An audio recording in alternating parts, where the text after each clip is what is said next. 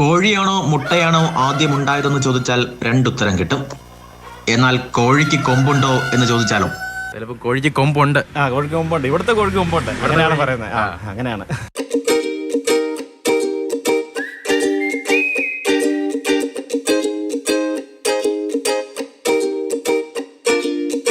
മരങ്ങാട്ടുപള്ളിയിൽ നിന്ന് 5 കിലോമീറ്റർ മാറിയാണ് കോഴിക്കൊമ്പെന്ന ഈ സ്ഥലം സ്ഥിതി ചെയ്യുന്നത്.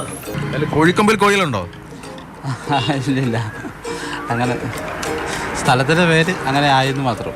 കോഴിക്കൊമ്പിൽ നിന്ന് മരങ്ങാട്ടുപള്ളി വരെ എത്ര റേറ്റ്? കോഴിക്കൊമ്പിൽ നിന്ന് മരങ്ങാട്ടുപള്ളി 60 രൂപ. 60 രൂപ. ഈ പേരെങ്ങനെ വന്നേ കോഴിക്കൊമ്പെന്ന്?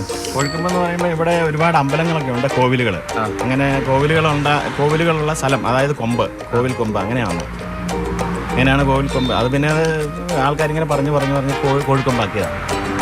ഞങ്ങൾക്ക് ഈ ആൾക്കാർ ഓട്ടം ചോദിച്ചു വരുന്ന സമയത്ത് ആൾക്കാർ ഈ കോഴിക്ക് കൊമ്പുണ്ടോ എന്നൊക്കെ ചോദിക്കാറുണ്ട്. കോഴിക്കൊമ്പ് സാധാരണയായിട്ട് ചോദിക്കുന്നുണ്ട്. കാരണം അവർക്ക് പറയുമ്പോൾ തന്നെ ഒരു മടിയുണ്ട്, ഒരു കൗതുകമാണ് ഭയങ്കരമായിട്ട് ഇങ്ങനെ പറയുമ്പം. കോഴിക്കൊമ്പെന്ന് പറയുമ്പോഴേ ഇല്ലാത്ത സാധനമാണല്ലോ അത്. എന്തായാലും ഇതുവരെ വന്ന സ്ഥിതിക്ക് കോഴിക്കൊമ്പിലെ കോഴിക്ക് കൊമ്പുണ്ടോ എന്ന് കൂടി നോക്കിയിട്ട് പോകാം.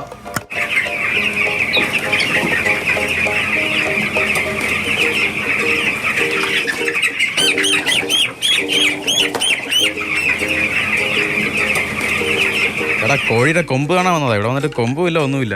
കോഴിക്ക് കൊമ്പുമില്ല, വെറുതെ ഇങ്ങനെ പറയുന്നതാണ്. നാട്ടുകാർ ചുമ്മാ പറയുന്നതാണ്. കോഴിക്കൊമ്പിലെ കോഴിക്ക് കൊമ്പില്ല. കോഴിക്കൊമ്പിലെ കോഴിക്ക് കൊമ്പില്ല, അതാണ് യഥാർത്ഥം. കോഴിക്കൊമ്പിൽ നിന്ന് ക്യാമറാമാൻ ജോബിൻ തേക്കടിക്കൊപ്പം Shinoj S T, Mathrubhumi news, Kottayam.